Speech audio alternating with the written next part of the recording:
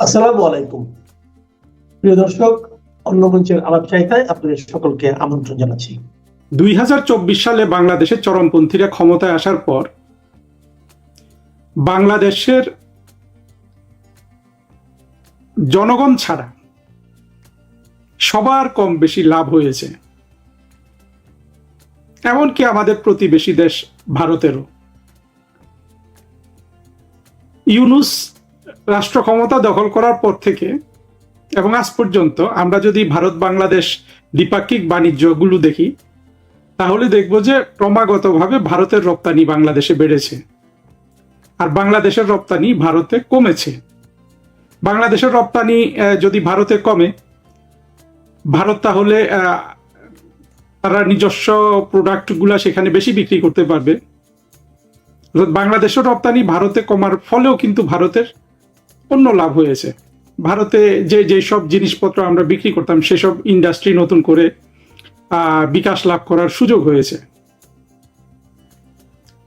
আবার দেখেন, শেখ হাসিনা ক্ষমতায় থাকার সময় ভারতকে বাংলাদেশের কাছে তার সড়ক, রেলপথ, বিমানপথ, বন্দর, এয়ারপোর্ট এগুলো ট্রান্সশিপমেন্ট হিসাবে দিতে হতো বাংলাদেশের গার্মেন্টস সামগ্রী তৃতীয় দেশে রপ্তানি করার জন্য।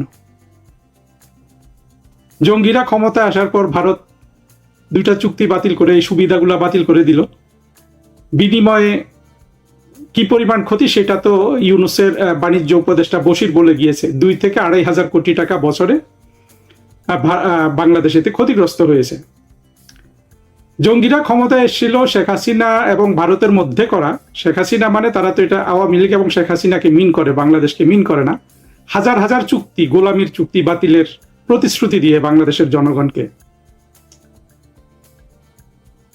দেখেন, তারা কিন্তু কোনো চুক্তি বাতিল করেনি, এবং এমনকি যে আদানির চুক্তি নিয়ে এত কথা বলে, এমনকি তৌহিদ, ইউনূসের যে পররাষ্ট্র উপদেষ্টা, সেও আদানির চুক্তি নিয়ে এক ধরনের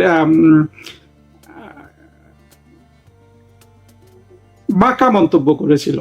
সেই চুক্তিও তারা বাতিল, রিভিউ কিছুই করেনি। উপরন্তু ভারত 2টা চুক্তি বাতিল করে দিল। আবার দেখেন, এখন যে এই বছরের শেষে যে গঙ্গার পানি বন্টন চুক্তি নবায়নের বিষয় আছে, এটা নবায়ন হবে কি হবে না আমরা বলতে পারবো না, এখনই বোঝা যাচ্ছে না, হতেও পারে। কিন্তু ভারত কিন্তু এখন সম্পূর্ণ নিজের স্বার্থ রক্ষা করে নবায়ন করলো এই চুক্তির শর্ত তাদের মতো করে, সেটা করবে। আর শেখ হাসিনা ক্ষমতায় থাকলে বাংলাদেশকে কিন্তু সর্বোচ্চ ছাড় দিতে হতো, ভারতকে এখন এই ছাড় দিতে হবে না। শেখ হাসিনা যে 30 বছর মেয়াদি, এই যে 2016 সালে 1996 সালে 30 বছর মেয়াদি এই চুক্তিটা করেছিলেন। চিন্তা করতে পারেন, ভারত বাংলাদেশের মধ্যে যেই রকম অবিশ্বাস, সন্দেহ বিরাজমান, যেভাবে জঙ্গিরা প্রতিদিনই ভারত আক্রমণ করে, মুখ দিয়ে ভেঙে ফেলে, টুকরো টুকরো করে, তাদের সীমানা বদলে দেয়, মানচিত্র বদলে দেয়, সেই সব জিনিস অতিক্রম করে শেখ হাসিনা এই চুক্তিটা 30 বছর মেয়াদের করেছিলেন। এমনকি এটা করার পরেও কিন্তু কোনো আওয়ামী লীগ সরকারের নিন্দা থামেনি, যে এইটা সেটা গ্যারান্টি ক্লজ নাই এসব বলে বিএনপিও তখন কথা বলতো, এখন আর এসব বলবে না। অথচ দেখেন, এই যে 30 বছর মেয়াদি শেখ হাসিনা গঙ্গা চুক্তি করতে পেরেছিল। বাংলাদেশের মানুষের যদি সত্যিকার অর্থে আপনার তাদের অন্তরে অত্যন্ত সুচতুরভাবে ঢুকিয়ে দেয়া ভারত ঘৃণা, হিন্দু ঘৃণার চাষ না করতো, এই একটা চুক্তির জন্যই কিন্তু শেখ হাসিনা বাংলাদেশে 30 বছর সরকার গঠন করার দাবিদার হয়ে যান। আরো অনেক কারণে কিন্তু আওয়ামী লীগ বাংলাদেশে দীর্ঘমেয়াদে শাসন করার দাবিদার হয়। কারণ হলো, আওয়ামী লীগ বাংলাদেশের স্বাধীনতা যুদ্ধের নেতৃত্ব দানকারী দল এবং বাংলাদেশের মুক্তিযুদ্ধ এবং স্বাধীনতার চেতনা লালনকারী একমাত্র রাজনৈতিক দল। এটা এখন আমাদের খুব ভালোভাবে লক্ষ্য করতে হবে। আমরা 2024-এ জঙ্গি উত্থানে দেখেছি যে যেসব দলকে আমরা মনে করতাম যে সত্যিকারের মুক্তিযুদ্ধপন্থী দল, যেমন সিপিবি, তারাও দেখা গেল যে আসলে মূলত পাকিস্তানি সেকুলার, যেটা নিয়ে আমি অন্য জায়গায় আরো অনেক বক্তব্য রাখছি, আশা করি আপনারা সেগুলো দেখছেন। আর সিপিবি ছাড়া অন্য যেসব বাম দল আছে বাংলাদেশে, ওগুলো তো আসলে আর কোনো রাজনৈতিক দল হিসাবে নাই। বাসদ, ওই যে খালিকুজ্জামানের একটা, এইরকম অনেক আছে নাম বলার, নামগুলো আসলে তারা মেনশন করা ডিজার্ভও করে না। ফলে বাংলাদেশে এখন একমাত্র মুক্তিযুদ্ধের পক্ষের দল হিসাবে আছে আওয়ামী লীগ, আর বড় দলগুলোর মধ্যে কোনো না কোনো ভাবে বিএনপি, জামাতের, বিশেষ করে বিএনপি রোশানলে পড়ে বা প্রতিযোগিতার বিপক্ষ শক্তি হিসাবে জাতীয় পার্টি। আমি মূলত স্বপ্ন দেখি বাংলাদেশে আওয়ামী লীগ এবং জাতীয় পার্টি, এই দুইটা দল একটা দ্বিদলীয় রাজনৈতিক ব্যবস্থা কায়েম করবে, যেখানে আওয়ামী লীগ মুক্তিযুদ্ধের চেতনার পক্ষে সেকুলার থাকবে, কাগজে কলমে অন্তত, আর গোলাম কাদের সাহেবের বা হোসেন মোহাম্মদ এরশাদ সাহেবের দল, তারা ইসলামিক দল হিসাবে থাকতে পারে, কিন্তু সম্পূর্ণরূপে আমাদের মুক্তিযুদ্ধের ইতিহাস মেনে এবং অসাম্প্রদায়িকতার ভিত্তিতে। তারা ইসলামিক দল হলেও তাদের অধীনে যেন বাংলাদেশের হিন্দু, বৌদ্ধ, খ্রিস্টান, নাস্তিক, তৃতীয় লিঙ্গ, চতুর্থ লিঙ্গ, এই ধরনের যত ধরনের আপনার মাইনরিটি হয় বাংলাদেশের, বিভিন্ন ক্ষুদ্র নৃগোষ্ঠী, সবাই যেন কোনো ধরনের বৈষম্যের শিকার না হয়। এই রকম করে জাতীয় পার্টি এরশাদ যেটা চাইতেন যে তাদের দলের একটা ইসলামিক আইডেন্টিটি থাকুক। তারা যদি মুক্তিযুদ্ধের পক্ষে সবকিছু মেনে নেয় তাহলে তো আমরা খুশি হব, কিন্তু মেনে না নিলেও অন্তত ওই শর্তগুলোর অধীনে যেন জাতীয় পার্টি বাংলাদেশে একটা রাজনৈতিক দল হিসাবে টেকে, এইটা আমি আসলে কল্পনা করি। কারণ আমরা বিএনপির কাছে যেটা চেয়েছিলাম বা আশা করছিলাম সেটা বিএনপি এখন আর পারবে না। একে তো 21শে আগস্টের গ্রেনেড হামলা চালিয়ে তারা অতীতে তাদের সম্ভাবনা নাকচ করেছে, আর 24-এর জঙ্গি উত্থানের পর তাদের আরেকটা সম্ভাবনা তৈরি হয়েছিল বাংলাদেশের মূলধারার রাজনৈতিক দল হিসাবে রাজনীতি করার। সেটা আসলে তারেক রহমান এখন পর্যন্ত সেই সুযোগটাকে তো উনি দেখছে যে আল্লাহ আমাকে এখন প্রতিশোধ নেওয়ার ক্ষমতা দিয়েছে, আমি প্রতিশোধ নিচ্ছি না বলে বলে কিন্তু আওয়ামী লীগের উপর প্রতিশোধ নিচ্ছে। যাই হোক, আজকের বিষয় তো এটা না, কিন্তু এই কল্পনাগুলো বাস্তবে পরিণত করার জন্য আমাদের কাজ করতে হবে। কিন্তু দেখেন, ভারত কিন্তু নানানভাবে লাভবান হয়েছে, অন্তত আপাতত ভারতের বাণিজ্য বাড়ছে বাংলাদেশের সাথে। বাংলাদেশকে যেসব সুযোগ সুবিধা শেখ হাসিনা ক্ষমতা থাকলে দিতে হতো সেগুলা দিতে হচ্ছে না। এমনিতে তো পানি বন্টন নিয়ে ভারতের বিরুদ্ধে আমি ব্যক্তিগতভাবেও ভারতের সাথে ভারত যে অর্থাৎ আমাদের পানির যে ন্যায্য হিস্সা সেটা ভারত যেভাবে ক্ষতিগ্রস্ত করে সেটার বিরুদ্ধে আমি কিন্তু সবসময় সোচ্চার। কিন্তু পাশাপাশি আমি এটাও বিশ্বাস করি যে আমাদের নদীগুলো এমন অঙ্গাঙ্গিভাবে জড়িত ভারত এবং বাংলাদেশের মধ্যে, এটা আমাদের দুই দেশের মধ্যে অত্যন্ত নিবিড় আলোচনা এবং বিভিন্ন ক্ষেত্রে, কারিগরি ক্ষেত্রে সহযোগিতার মাধ্যমে সমাধান করতে হবে। বাংলাদেশের স্বাধীনতা বিরোধী জঙ্গিরা যেভাবে স্বপ্ন দেখে যে চীন এসে এই সমস্যার সমাধান করে দিতে পারলে তো আমিও খুশি হই, তাই না? এগুলো তো আসলে যে কোনো মানুষকে এক সময় খুশি করে ফেলে না, এইরকম একটা সমস্যার সমাধান হবে। আসলে জিনিসটা কি বাস্তব ভিত্তিক? মোটেও বাস্তব ভিত্তিক নয়, এবং সেই বক্তৃতা অন্য কোথাও দেয়া যাবে। আজকের বক্তব্য শুধু এই জায়গায় সীমাবদ্ধ রাখি যে দেখেন, ভারত কিন্তু এই 24-এর জঙ্গি উত্থান থেকে লাভবান হয়েছে, যেমন লাভবান হয়েছে চীন মোটামুটি তারেক রহমানকে দিয়ে এখন যা কিছু বলাতে চাইবে বলাতে পারবে, যা কিছু করাতে চাইবে করাতে পারবে। আর মার্কিন যুক্তরাষ্ট্র তো সেই বাণিজ্য চুক্তির মাধ্যমে আপাতত সবচেয়ে আপার হ্যান্ডে আছে। অথচ দেখেন, এই যে জঙ্গি শ্রেণী, ওদের যদি দুটো জিনিসের যে কোনো একটা থাকতো, প্রজ্ঞা অথবা দেশপ্রেম। দেশপ্রেম বলতে ওরা মনে করে কি, বাংলাদেশে দেশপ্রেমটা হতে হবে যে কোনো ভাবে ভারতকে টুকরো টুকরো করে দেয়া, ভারতকে পরাজিত করা, ভারত দখল করা, এগুলোকে তারা দেশপ্রেম মনে করে।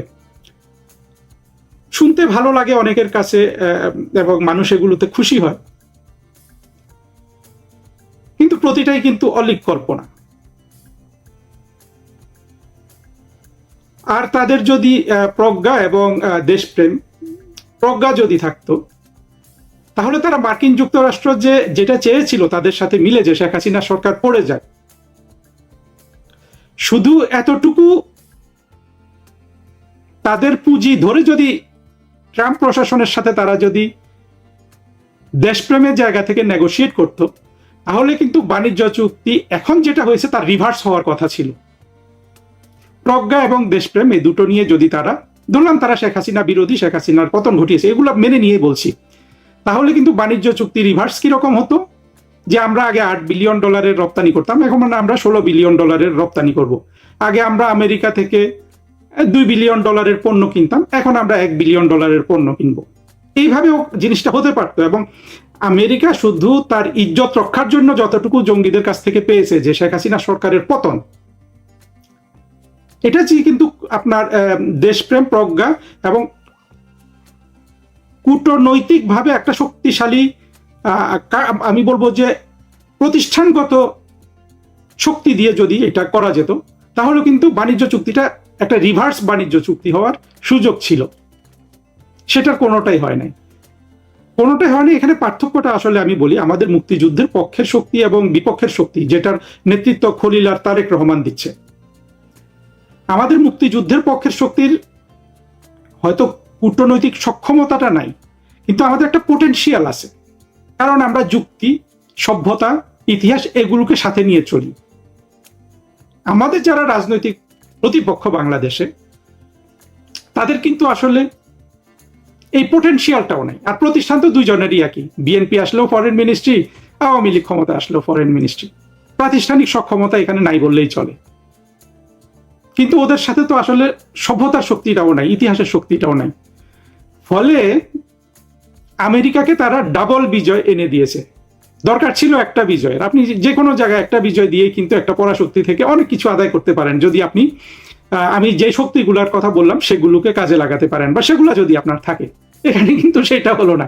এখানে কি হয়ে গেল, যে আমেরিকা শেখ হাসিনা সরকারকে পতন ঘটিয়ে প্রথম লাভ পেল, আবার বাণিজ্য চুক্তি করে দ্বিতীয়বার লাভ পেল। এইটা আসলে কোনো পরাশক্তির শোভাও পায় না। আমেরিকার জায়গায় যদি এই পরাশক্তিগুলা চীন বা ভারত হতো, আমি মোটামুটি নিশ্চিত চীন বা ভারত তারা নিজের থেকে কিন্তু ইউনুস, রজার এদেরকে এই জিনিসটা দিয়ে দিত, অর্থাৎ একটা রিভার্স বাণিজ্য চুক্তি করত। আপনি যদি সেইভাবে না করেন, আপনি কিন্তু পরাশক্তি হিসেবে টিকে থাকতে পারবেন না। যেটা এখন আমেরিকার মধ্যে আমরা লক্ষণীয় দেখি, যে আসলে পরাশক্তি হিসাবে টিকে থাকার জন্য যে ধরনের উদারতা, যেই ধরনের তাদের যে ধরনের প্রজ্ঞা দরকার, সেটা কিন্তু আমেরিকার মধ্যেও এখন আর নাই। সেটা শিফট হয়ে এখন আমরা চীন, ভারত, জাপান, রাশিয়া এই রাষ্ট্রগুলোর মধ্যে আমরা কিন্তু দেখতে পাই।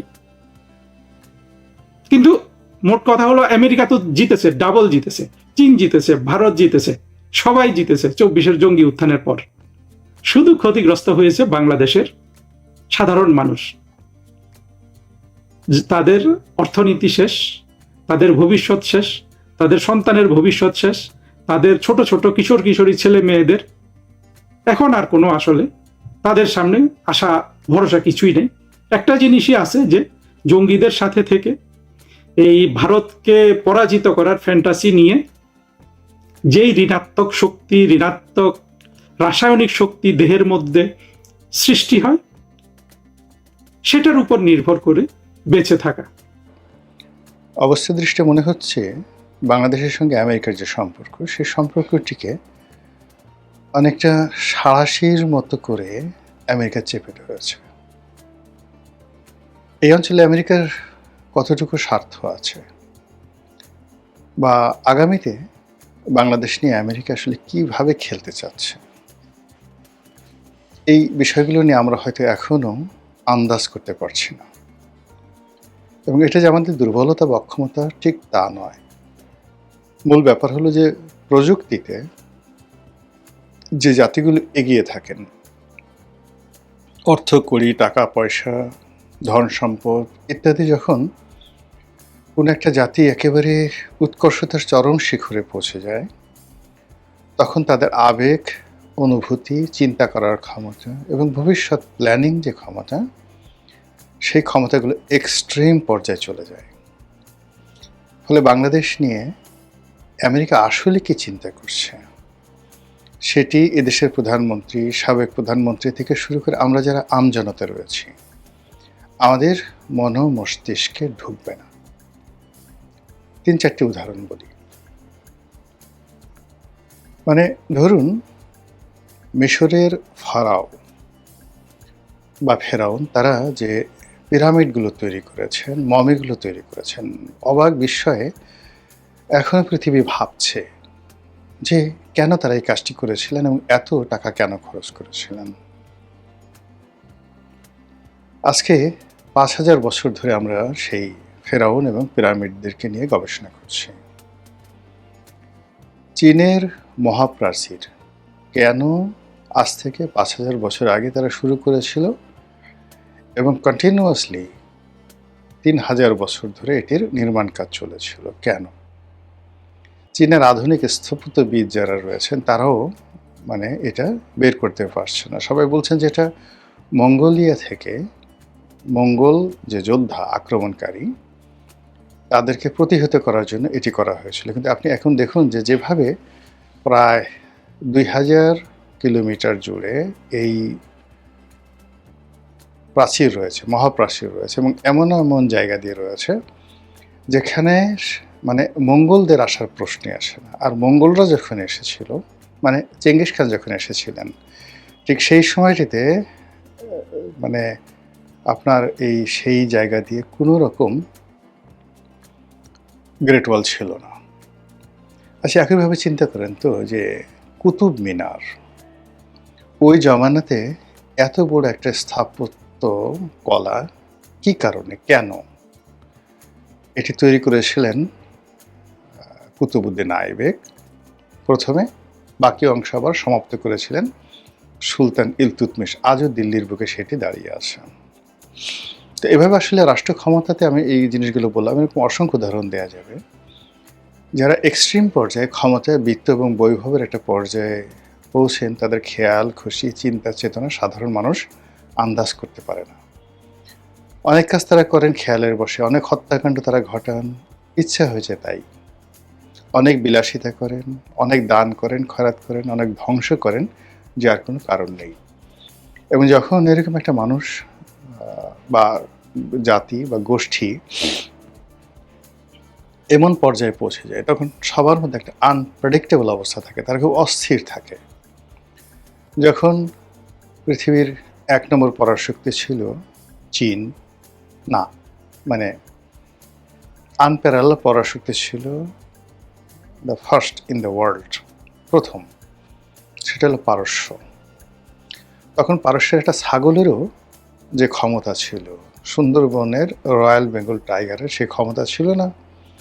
এবং সেই ক্ষমতাটা এখন আপনি পারস্যে গিয়ে তাদের যে জাগ্রেব পর্বতমালা রয়েছে সেখানে যে মাউন্টেন গোট রয়েছে, এক পাহাড় থেকে আর এক পাহাড়ে তারা যেভাবে লাফিয়ে ছুটে চলে, ওই সাহস আমাদের রয়্যাল বেঙ্গল টাইগারের নেই।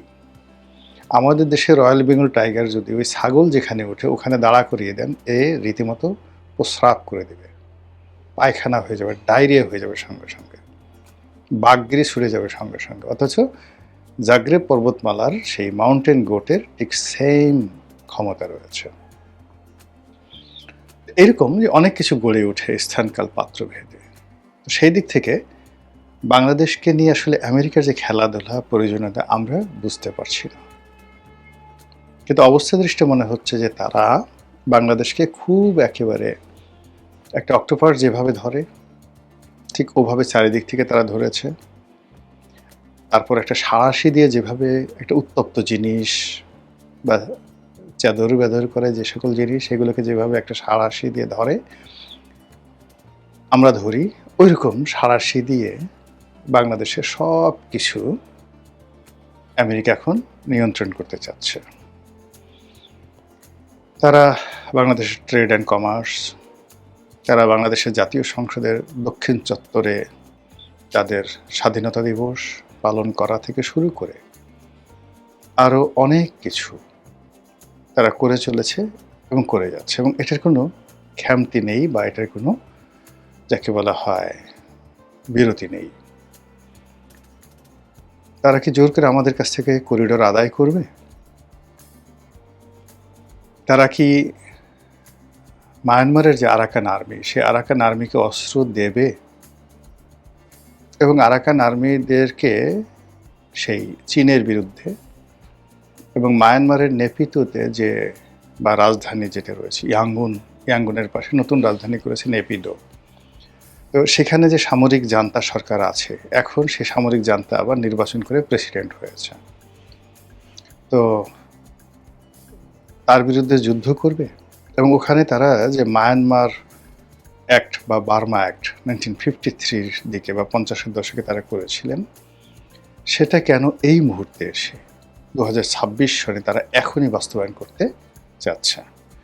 বিশ্বাস করেন, আমরা এগুলো নিয়ে আলোচনা করতে পারি, কিন্তু এগুলো নিয়ে একটা সামারি তৈরি করা বা স্থিরভাবে কোনো কিছু বলা, এটা আমাদের পক্ষে সম্ভব নয়।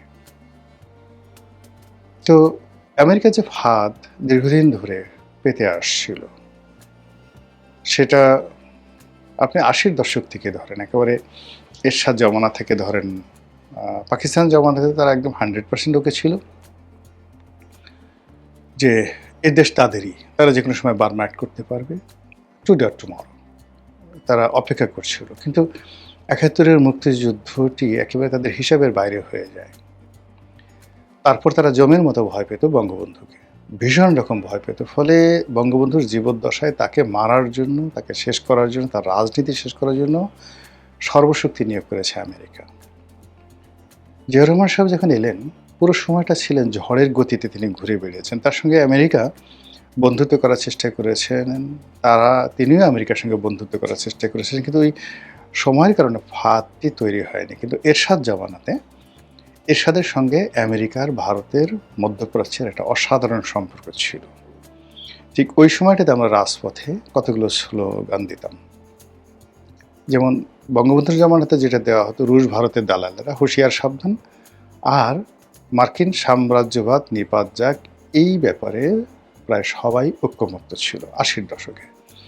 এবং আপনাদের মনে আছে যে বায়তুল মোকরমের এদিকে একটা আমেরিকান কালচারাল সেন্টার ছিল, একবার সেই কালচারাল সেন্টারে আগুন ধরিয়ে দেওয়া হয়েছিল।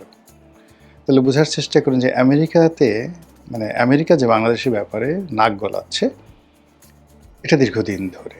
তারা সেই 70-এর দশক থেকে তারা সমাজের বিভিন্ন স্তরে তাদের এজেন্ট তারা নিয়োগ করে যাচ্ছে, সাংবাদিকদের মধ্য থেকে, ব্যবসায়ীদের মধ্য থেকে, সম্পাদক, মালিক, রাজনীতিবিদ, অনেকের মধ্য থেকে তাদের যে আমেরিকান কালচারাল সেন্টার রয়েছে, সেই কালচারাল সেন্টার, USAID, এরপর অন্যান্য যে সকল দাতব্য সংস্থা রয়েছে সেগুলোর মাধ্যমে, এবং আমেরিকার অনেকগুলো NGOর মাধ্যমে, এগুলো করে এখন একেবারে তারা পরিপূর্ণ। আমাদের সমাজের যত বড় বড় রুই, কাতলা, মৃগেল, পাঙ্গাস, বোয়াল যা কিছু দেখেন আমাদের সমাজে, বেশিরভাগই কিন্তু প্রায় অলমোস্ট 90% পাঙ্গা, এই বড় বড় মাছগুলো, এগুলো আমেরিকার কেনা, কৃতদাস, চাকর। তারা চাকর, তাদের স্ত্রী চাকর, তাদের সন্তান সন্ততি চাকর, পুরো পরিবার চাকর, সারাদিন বাসায় বসে বসে আমেরিকার জিকির করে। তো ঠিক সেই অবস্থাতে শেখ হাসিনার পরিবর্তন হয়েছে, পটও পরিবর্তন হয়েছে, তার ক্ষমতা চলে গিয়েছে। সেই ক্ষমতাতে প্রথমে ইউনূস আসছেন, তারপর এখন তারেক রহমান সাহেব আসছেন। কিন্তু দিনকে দিন ক্ষমতা পরিবর্তন হচ্ছে, কিন্তু আমেরিকার যে প্রভুত্ব, আধিপত্য এবং রাজত্বর যে ধারাবাহিকতা আমরা দিনের আলোতে যেটা দেখছি, এতে কমছে না, বরং বেড়ে যাচ্ছে। এবং আগামীতে যে রাজনীতির পট পরিবর্তন হবে, ইভেন যদি কখনো আওয়ামী লীগ চলে আসে, আওয়ামী লীগ অতীতের মতো আর যাকে বলা হয় তিড়িং বিড়িং করে লাভ হবে না। তারা এখন আমেরিকার যে কর্মকাণ্ডগুলো রয়েছে, সেই কর্মকাণ্ডগুলো তারা চালিয়ে নেবে। তারা সেই মায়ের ডাককে মাথায় করে নাচবে। এবং এখন যাদেরকে আপনি দেখতে পাচ্ছেন, ইউনূস জামানাতে যাদেরকে দেখতে পাচ্ছেন, তাদের অনেককেই আবার আওয়ামী লীগের সঙ্গে দেখতে পাবেন যে খাতির হয়ে গেছে।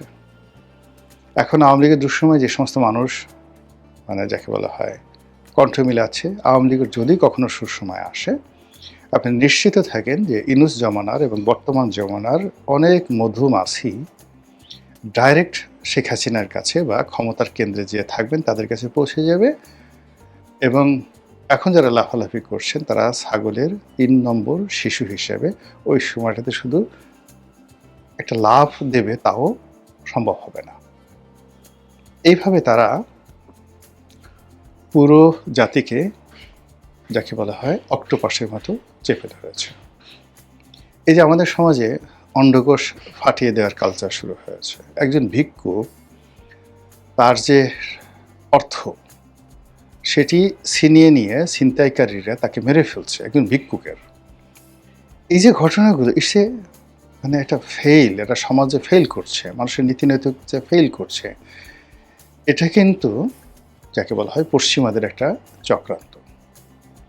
পশ্চিমারা যখনই কোনো একটা দেশে সাম্রাজ্যবাদীদের যে ম্যানিফেস্ট, সেই ম্যানিফেস্টো অনুযায়ী অভিযান চালায়, তখন সে জাতির মোরাল ক্যারেজ শেষ করে দেয়, নীতি নৈতিকতা ধ্বংস করে দেয়, এবং সে জাতি কোনো অবস্থাতেই তাদের সমাজে বুক উঁচু করে, সিনা উঁচু করে জাতির সামনে দাঁড়াতে পারে এরকম একজন লোকও থাকে না। সবাইকে মানে কালপ্রিট বানিয়ে দেওয়া হয়।